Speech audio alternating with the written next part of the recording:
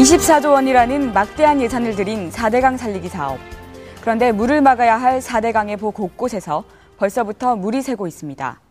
보의 누수, 과연 안전한 것일까요?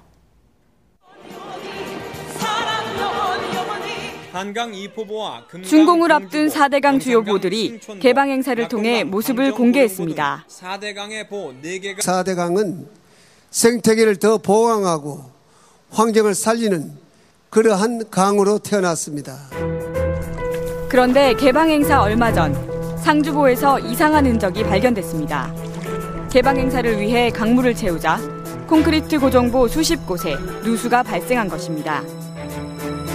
국토부 발표에 의하면 전국 16개의 보 중 절반 이상인 9개 보에서 누수가 발견됐습니다.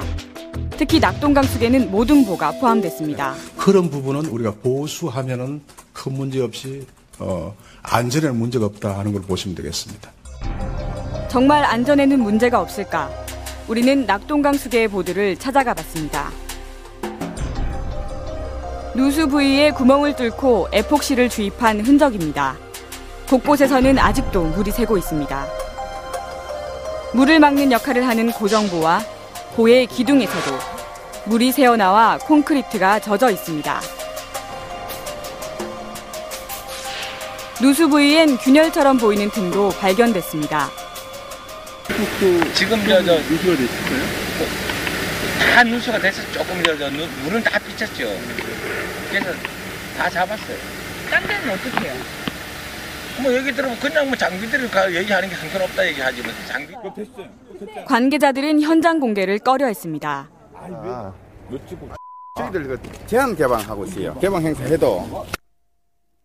토목공학 전문가는 누수에 대해 우려를 표했습니다. 지금 4대강에는 거의 10m 넘는 대부분의 보를 건설했습니다. 그럼 이런 보는 실제로 그 댐 이상의 어떤 안정성을 확보하기 위해서는 정밀한 시공이 들어가야 되는데 아마 분할 타설을 했기 때문에 이런 문제점이 있는 것 같습니다. 규모 15m 이상부터 댐이라고 하는데 10m 이상인 4대강 보들은 사실상 댐 수준의 안전성을 갖춰야 한다는 겁니다. 이들은 모두 분할 타설 공법으로 만들어졌습니다.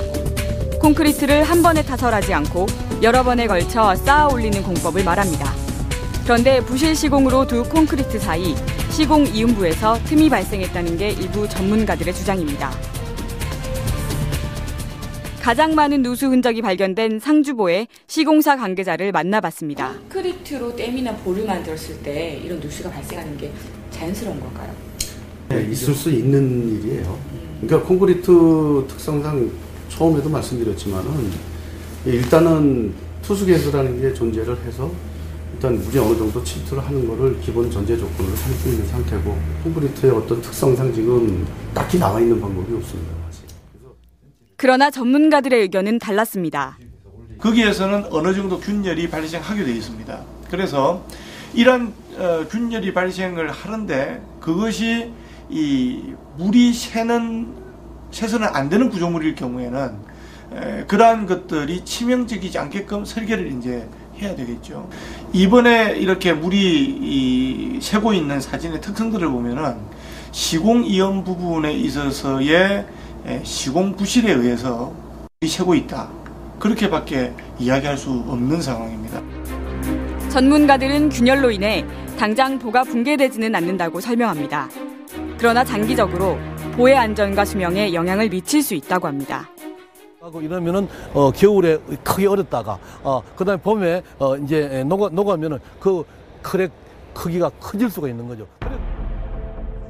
누수가 된 콘크리트 틈 사이로 물이 흐르면 석회질이 녹아 나올 수 있고 겨울을 거치면서 물이 얼었다 녹으며 점점 틈이 벌어질 수 있다는 겁니다. 콘크리트 내부 온도가 그리고 겨울에도 0도 이하로 내려가지 않습니다. 그래서 콘크리트 내부에서는 물이 얼지를 않습니다. 그래서 뭐 설사 물이 있다 하더라도 얼어가지고 콘크리트 내부성에 지장을 줄 정도는 아니고 다만 이제 표면에서 좀 얼어가지고 뭐 콘크리트가 탈락한다든지 이런 이제 우려는 있죠. 양성이 끝나고 나면 그야말로 콘크리트 덩어리지요. 덩어리이기 때문에 내부 온도가 올라갈 수는 없지요. 외부 온도보다 다소 높을 수는 있지만 열이 발생했기 때문에 결빙이 일어나지 않는다라는 주장은 그다지 타당해 보이지 않네요. 외관상 가장 큰 문제가 드러난 곳은 구미보입니다. 보 중심부의 왼쪽 구조물이 기울면서 약 10cm 정도의 틈이 벌어진 것입니다. 보하류 강바닥 침하가 원인이라고 합니다. 쭉 밀고 들어가니까 이후에 콘크리트 위에 토지가 놓여지잖아요. 요 무게 때문에 요 부분이 용벌이 있는 요 부분이 약간 이제 침하 현상이 생기는 거죠. 네. 침하가 어느 정도 된 거예요? 정확하게? 그러니까 이 부분이 한 10에서 15cm 정도 이제 했으니까 15cm 정도가 내려갔다. 구조물의 무게를 이기지 못하고 바닥이 꺼져버린 겁니다. 지난 여름 거센 물살로 강바닥의 모래와 일부 돌망태들이 쓸려 내려가면서 바닥 침하가 진행된 것으로 보입니다. 보 밑에 있는 모래들이 쓸려 내려가니까 날개벽이 견디지 못하고 주저앉는 거죠. 문제는 날개벽이 그 정도 무너질 정도로 하상이 저하가 됐다 그러면은 보 본체 아래에서도 모래가 유실될 가능성이 있습니다. 그러니까 이것이 계속 진행이 되면은 구미보와 칠곡보 자체가 주저앉을 위험성이 있습니다. 그러나 국토부는 일부 집안의 침하는 큰 문제가 아니라고 해명했습니다. 그 구조물은 왜 내려앉게 된 건가요? 쉽게 말씀드리면 현장에서 시공 관리를 부분적으로 잘못한 것이죠. 그래서 이제 그런 것은 이제 또 심각하게 볼 수도 있지만은 또 공사 현장에서는 사소한 그런 문제가 발생을 할 수 있고 준공되기 전에 그런 문제를 해결해서 준공하는 것입니다. 투입된 예산 약 24조 원. 현 정부 최대의 국책 사업인 4대강 살리기 사업이 부실공사 논란을 빚고 있는 이유는 무엇일까요?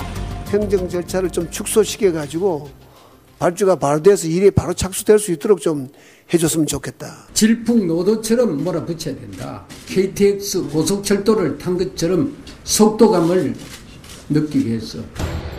정부는 공사를 2년 내로 완공하겠다고 발표했습니다. 4대강 사업은 유례 없이 빠른 속도전으로 진행됐습니다. 전체적으로 이게 4대강 속도전 때문에 생긴 문제입니다.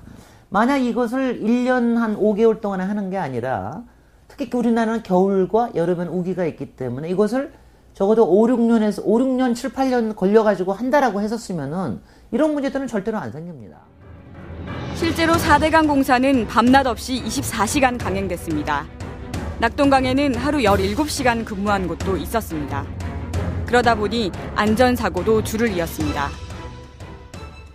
지난 3월 굴착기 기사 유모 씨가 4대강 공사 현장에서 근무 중에 사망했습니다. 35년 경력의 베테랑 굴착기 기사였던 고인은 낙동강에서 보낸 마지막 2년 동안 유독 힘들어했다고 합니다. 그냥 24시로 돌리니까 너무 힘들다고.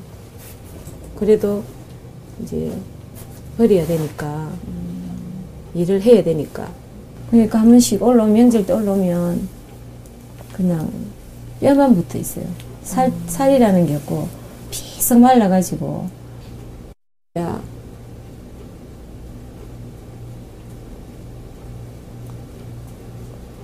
아빠가 이런 상황을 보고 마음이나 조금 부러지게 와서 하고 싶은 말 해라. 마지막으로 만난 지난 설에도 현장 걱정뿐이었다고 합니다. 올라오셔서도 이렇게 편하게 쉬다 가시거나 그런 적이 별로 없었던 것 같고 항상 뭐 빨리 끝내야 된다 이 공사. 그러니까 뭐 소위 말해서 그 정부 끝나기 전에 이제 뭐 이거 해야 돼서 다 끝내려고 막 사람들이 그래서 좀 무리하게 돌린 일을 한다는 식으로 말씀 많이 하셨고 뭐. 죄송합니다. 오늘 저희 때문에 일 끝나고 사고 직후 처음 보게 된 4대강 공사 현장은 충격적이었다고 합니다. 열심히 그 양쪽에는 수심이 그리 깊은 강인데 그 모래를 가운데로 길을 만들어가지고 모래만 그냥 지었다는 거기더라고요. 이런 현장에서 공사를 시킨다는 사람을 죽이는 거하고 마찬가지, 죽으라고 하는 거하고 마찬가지지. 대체 공사 현장에서는 무슨 일들이 있었던 걸까요? 유 씨의 사고를 목격했던 4대강 공사 현장 노동자들을 만나봤습니다.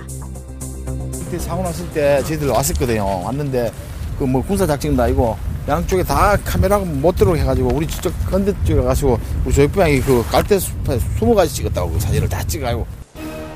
당시 유 씨는 준설 작업을 마치고 나오던 중 작업용 도로가 침하되면서 굴착기가 강에 빠져 사망했습니다.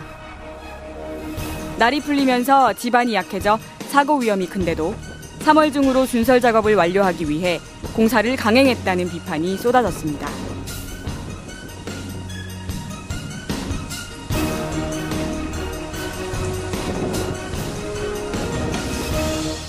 (4대강) 공사 현장에서 사망한 23명의 희생자 중 3명이 유 씨와 같은 굴착기 사고입니다.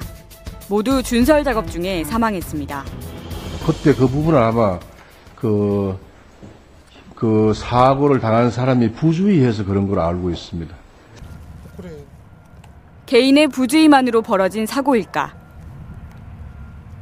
그렇다고 뭐 길을 아주 튼튼하게 해야 하는 것 아니고, 그리고 차들이 이제 댕기면서 하다 보니까 차가 넘어지고 강에 물에 빠져 차가 뭐 포크레인이 자빠져가 죽고, 그런 전부 그런 사고지 그렇게. 그러니까 안전 불감지지 전부.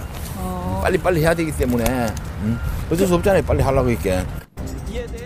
현행법상 작업용 통로 양쪽에 토류판 같은 안전장치를 설치해야 하지만 사고 현장에는 어떤 안전장치도 없었습니다.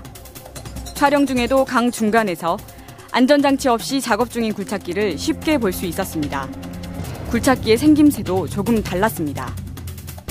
모래를 담는 바구니를 더 크고 길게 개조한 겁니다. 현행법 위반이지만 4대강에선 흔히 볼 수 있습니다. 오늘 좀 더 퍼기 위해서 그만큼 더 보강을 해가지고 들어가는 거예요. 현장에 들어올 때. 안 그러면 그 현장에 못 들어가지 아예. 그건 전 구간이 다 그래요. 경찰한테 뭐 신고를 하고 해도 뭐 4대강 같은 특별법이 있답니다. 특별법 해가지고 전혀 뭐 경찰 와도 저게 안 돼요. 통제가 안 되더라고. 무슨 법이라고요? 아니 모르지 뭔 특별법인지. 이명박이 특별법이겠지 그거는. 시한을 정해놓고 공사를 맞추라고 압박하다 보니까 빠르게 공사를 맞추기 위해서 과적 차량이라든지 아니면 포크레인을 더 많이 풀 수 있도록 개조를 하다 보니까 그만큼 노동자들이 안전사고에 노출될 수밖에 없었던 환경이 됐습니다.